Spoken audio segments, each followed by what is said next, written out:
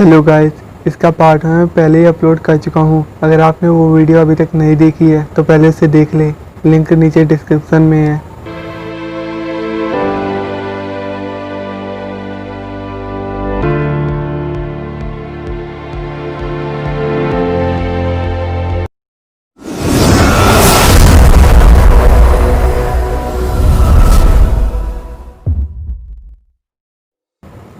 Henry अपनी mom के साथ अपने ग्रैंडफादर के घर जा रहा था। हेनरी के ग्रैंडफादर बहुत टाइम पहले इस दुनिया से चले गए और जब से उनका घर खाली पड़ा है। जब हेनरी अपनी मॉम के साथ अपने ग्रैंडफादर के घर पहुंचा तो घर में काफ़ी जाले थे क्योंकि वो घर 15 साल से बंद पड़ा था। हेनरी अभी 20 साल का था। उसके डैड आर्मी में शहीद हो गए और उसके ग्रैंडफादर साइंटिस्ट थे। उन्हें बुक्स पढ़ना अच्छा लगता था। हेनरी और उसकी मॉम घर को साफ करने में लग गए। हेनरी अपने रूम में अपना सामान रखने लगा। अगले दिन हेनरी की मॉम हेनरी के लिए नाश्ता बना रही थी, लेकिन हेनरी स्कूल के लिए काफ़ी लेट हो गया था। अपने शोल्डर पर बैग टांगे किचन में आया। मॉम ने कहा, बेटा बस 2 मिनट, खाना अभी बना नहीं था। हेनरी सामने टेबल पर रखे हुए ब्रेड पीस अपने मुंह में रखकर स्कूल के लिए निकल गया। रास्ते में ब्रेड खाकर स्कूल पहुंच गया। क्लासरूम में टीचर स्टूडेंट्स को पढ़ा रहे थे, लेकिन हेनरी के मन खिड़की के बाहर ग्राउंड में घूमने का था। हेनरी हाई स्कूल में पढ़ता था। हेनरी को जब अच्छा लगता था जब निशा उसके साथ बेंच पर बैठती थी, पर टीचर ऐसा होने नहीं देते थे। टीचर हमेशा अच्छे स्टूडेंट्स को आगे बिठाते थे और वीक बच्चों को पीछे, पर हेनरी भी वीक बच्चों में था। उसे स्कूल में सबसे ज़्यादा अच्छा जब लगता था जब लंच में निशा उसके साथ बैठ कर लंच करती थी। लेकिन कुछ समय से हेनरी अकेले रहने लगा। यहाँ तक कि कभी भी पार्क में घूमता तो निशा दिख जाती, लेकिन निशा को देखकर हेनरी का कोई रिएक्शन नहीं होता। वो कान में म्यूज़िक सुनकर चलता रहता। कभी कभी निशा को हेनरी की फ़िक्र होती थी। जब से हेनरी के डैडी इस दुनिया से चले गए, जब से हेनरी ज़्यादातर समय सदमे में रहता था, क्योंकि जब हेनरी छोटा था, जब उसके पापा हेनरी के साथ बहुत खेलते थे, उसे अक्सर घुमाने बाहर ले जाते थे और रोज़ रात को आसमान में उसे चमकते हुए तारे दिखाते थे। हेनरी चाहता था कि काश उसके पास टाइम मशीन हो जिससे वो पहले के वक्त में वापस जा सके और वापस अपने डैड के साथ वो सुनहरे पल बिता पाए, लेकिन ये असलियत में हो नहीं सकता। इसलिए हेनरी अपने पापा के साथ बिताए हुए पलों को याद करता और सैड रहता। निशा ज़्यादातर समय हेनरी को देखती। वो काफ़ी उदास सा रहता था, जैसे पेड़ों के सूखे पत्तों की तरह। वो अक्सर पेड़ों के आसपास बैठा रहता और उदास रहता। कई बार निशा हेनरी को खुश करने के लिए उसके पास बैठ के अपनी फीलिंग्स को शेयर करती और कुछ ऐसी बातें करती जिससे हेनरी के चेहरे पर स्माइल आए और वो खुश रहे, क्योंकि निशा का सबसे अच्छा दोस्त हेनरी था। हेनरी निशा को अच्छे से समझता था। दोनों एक दूसरे के साथ काफ़ी टाइम स्पेंड करते, लेकिन अब निशा हेनरी को उसके सदमे से निकालने की बहुत कोशिश कर रही थी। शाम का वक्त था। दोनों पार्क में बैठे हुए थे। हेनरी अपने डैड को बहुत मिस कर रहा था। जब ही हेनरी वहाँ से उठकर चला गया, निशा भी हेनरी को सैड देखकर उदास रहती। काफ़ी रात हो गई थी। हेनरी घर आ गया था। उसकी मॉम खाना बना रही थी। हेनरी अपने रूम में खिड़की के पास बैठे हुए बाहर तारे देख रहा था। उसके डैड टेलीस्कोप से अक्सर हेनरी को तारे दिखाया करते थे। कभी कभी हम किसी के साथ 2 पल की खुशियाँ तो बांट सकते हैं, लेकिन अपना गम नहीं बताया जाता। हेनरी पर क्या बीत रही थी यह उसकी फ्रेंड निशा को पता था, क्योंकि निशा ने भी अपनी मॉम को खोया है। उसकी मॉम की कैंसर की वजह से मौत हो गई थी। हेनरी अपने रूम में सो रहा था। रात के करीबन 1 बजे थे।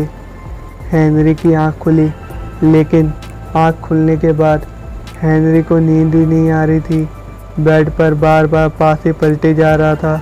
जब ही हेनरी बेड से उठकर खिड़की के पास गया, जब ही उसने देखा सामने गैराज की लाइट खुली हुई थी। हेनरी हैरान हो गया था, क्योंकि गैराज तो बंद है, फिर उसकी लाइट अंदर से कौन खोल सकता है। हेनरी अपने रूम से निकल के गैराज की तरफ जाने लगा। हेनरी घर से बाहर आ गया था, सामने गैराज की तरफ जा रहा था। काफ़ी हैरानी की बात थी, क्योंकि गैराज के अंदर जाना और वहाँ से निकलने का सिर्फ एक ही रास्ता है, शटर। फिर अंदर कौन होगा। हेनरी शटर खोलता है और अंदर जाता है। असल में वो गैराज हेनरी के ग्रैंडफादर का है, और वो शटर एक अलग तरीके का बनाया गया था, जो एक पासवर्ड से ओपन होता था। हेनरी को पासवर्ड याद था, क्योंकि जब वो छोटा था तो उसके डैड अक्सर हेनरी को ग्रैंडफादर के घर लाते थे। लेकिन ग्रैंडफादर हेनरी के साथ बहुत कम खेलते थे, क्योंकि ज़्यादातर समय वो अपने रूम में बिताते। वो एक रिसर्चर थे, स्पेस और ब्लैक होल जैसे रहस्य पर अपनी बुक लिखा करते थे। उनका नाम ब्रॉन माइकल था। जब हेनरी अंदर पहुंचता है, तब गैराज में चारों तरफ शांति थी और ऊपर की लाइट जल रही थी।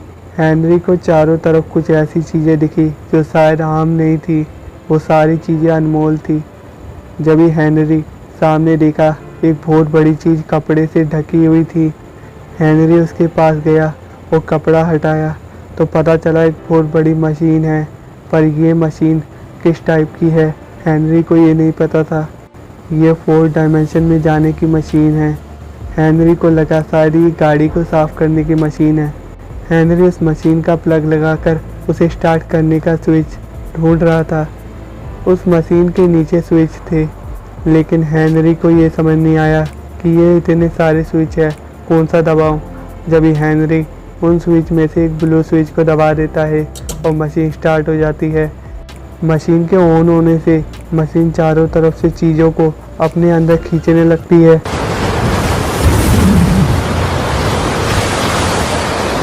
हेनरी अपने आप को बचाने की कोशिश करता है। वो गाड़ी के नीचे बम्पर पकड़ लेता है, लेकिन वो मशीन इतनी तेज़ी से सब कुछ अपने अंदर खींच रही थी। हेनरी के पैर के जूता भी निकल के उसके अंदर चला गया और हेनरी के हाथ भी फिसल रहे थे। गाड़ी भी आगे खींच रही थी। हेनरी के पसीने छूट रहे थे और ज़ोर से चिल्ला रहा था। हेनरी के हाथ छूट गए।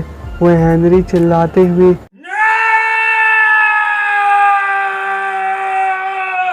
उस मशीन के अंदर चला गया। गाड़ी आगे की तरफ तेज़ी से खींची और मशीन से टकरा गई। वो मशीन से टकराई। वो मशीन थोड़ी देर में बंद हो गई। हेनरी 9 साल पहले अपने ग्रैंडफादर के घर के बाहर गार्डन में गिरा।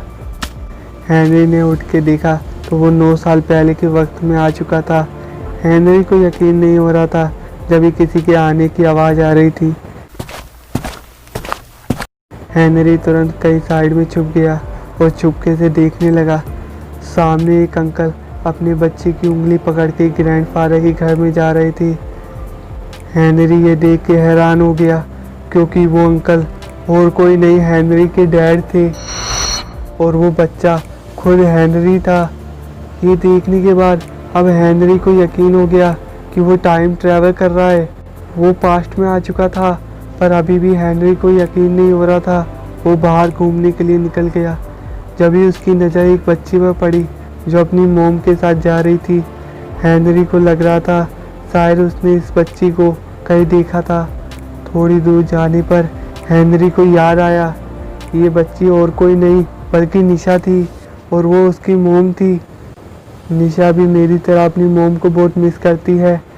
हेनरी भी चाहता था कि वो निशा की मोम से बात करे, उनसे एक बार मिलके निशा की हालत बताएं, पर ये इतना आसान नहीं था, क्योंकि निशा की मोम इस बड़े हेनरी को जानती ही नहीं। अब हेनरी को अपने प्रेजेंट में वापस जाना था, क्योंकि उसे बहुत देर हो गई थी और हेनरी रोड पर काफ़ी देर से घूम रहा था। वो अपने ग्रैंडफादर के घर वापस आया, पर अंदर घर में कैसे जाता, क्योंकि ग्रैंडफादर इस बड़े वाले हेनरी को नहीं जानते। कुछ ही देर में घर का गेट खुला। मैं छुप गया। बाहर छोटा हेनरी और उसके डैड निकले।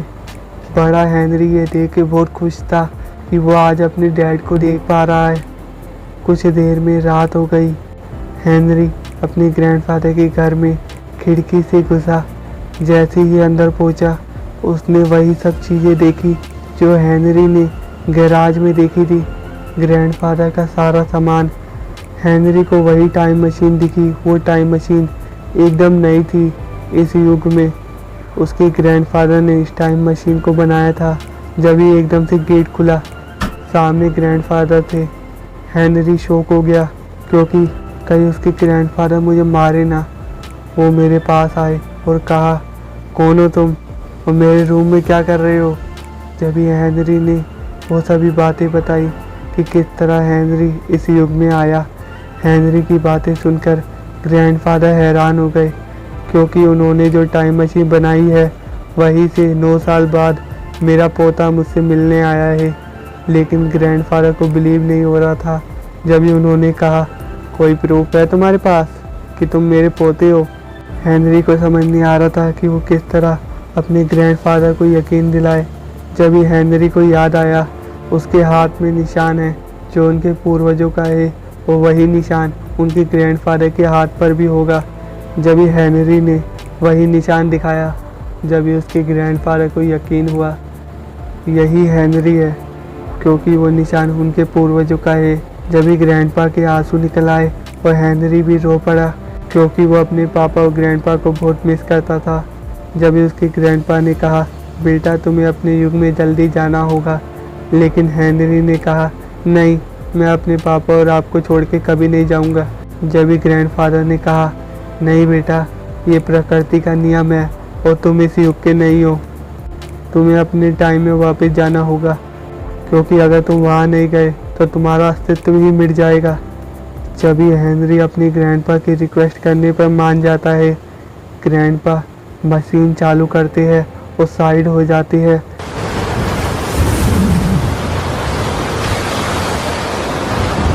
क्योंकि वो मशीन सब कुछ अपनी तरफ खींचने लगती है। हेनरी अपने ग्रैंडपा को बाय कहकर मशीन से अपनी दुनिया में चली जाता है।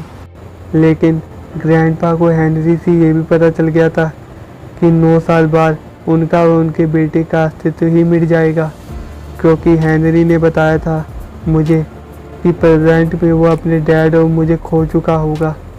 जब ही हेनरी अपने गैराज में गाड़ी के ऊपर गिरता है, क्योंकि वो गाड़ी मशीन के पास थी।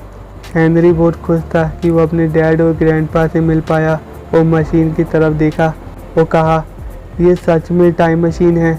जब ही हेनरी को धुंधला धुंधला दिखने लगा और हेनरी की आँख खुली, उसने देखा वो अपने बेड पर लेटा हुआ है। सुबह के 7 बजे थे। हेनरी तुरंत बेड से उठकर कहा, यानी ये सब सपना था। ये हेनरी को याद आया जब वो पार्क में बैठा वहाँ से उठकर आया। उसे बहुत थकावट हो रही थी। डिनर करके वो अपने रूम में बैठकर थोड़ी देर में सो गया था।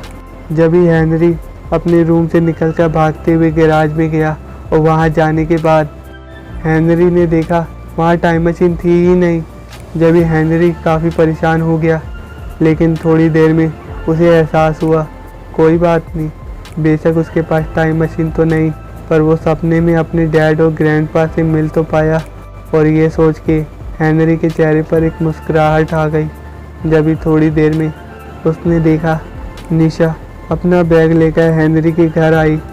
हेनरी निशा को देख के उसके पास गया और उसका हाथ पकड़ के घूमने के लिए चल पड़ा। निशा भी हेनरी को हैप्पी देखकर बहुत खुश थी और बिना कुछ बोले हेनरी के साथ चलती रही। दोस्तों, ये स्टोरी आपको कैसी लगी शेयर करना मत भूलना और लाइक कमेंट्स करके मुझे ज़रूर बताना।